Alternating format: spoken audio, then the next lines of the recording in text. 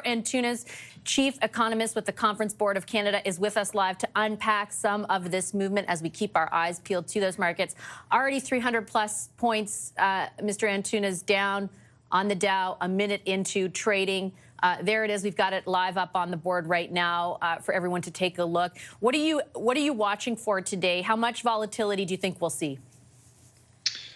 Well, yes. I mean, markets obviously are very, very nervous about what's coming down here. And I think up until yesterday, even markets, and I've got to say, myself included, didn't really believe that we'd see these kinds of tariffs imposed.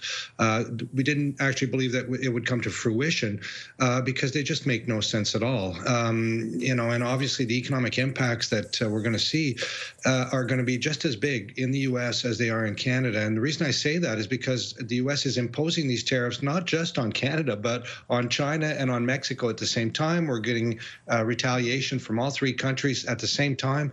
This is just going to be devastating for the U.S. economy. And if you think you're going to attract investment by creating a recession, boy, that's just not nonsensical policy, really. So I'm nervous. I'm sure industry very nervous about all that's going down, and markets are going to be extremely volatile depending on what comes out of the White House. I did want to ask you about what you just said about a recession, because I have been reading a growing number of pieces of analysis out of the United States that are arguing that the Trump administration actually wants to see a recession, in particular because it would lead to the Fed there lowering interest rates. There's a whole bunch of different reasons, but that they this is all part of their plan. Does any of that seem feasible to you? It's just so counter to anything that we've ever, thought of as a way to approach the economy before. Boy, that sounds like a silly policy to create a recession just so you can get interest rates down. I think the best way to get interest rates down would be to make sure that inflation isn't being hit up, and these tariffs are going to do just that. They're going to be very inflationary for the U.S. economy.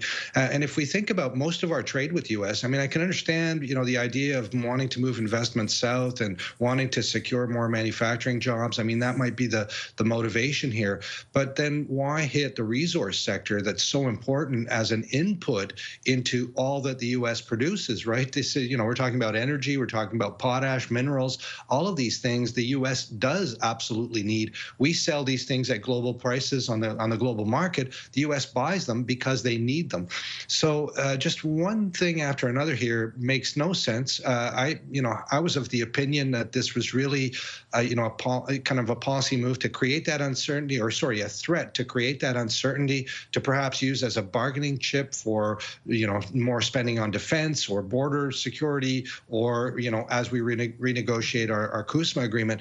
But to actually put this in place, and all three countries at the same time, and the resource sector with energy with 10% tariffs, makes no sense at all. I want to ask you, because I think a lot of Canadians feel a lot of anxiety this morning about their own jobs, their own investments, and the possibility of a recession. I know that the amount of time these are imposed is going to be crucial to determining the answers to all of those anxieties.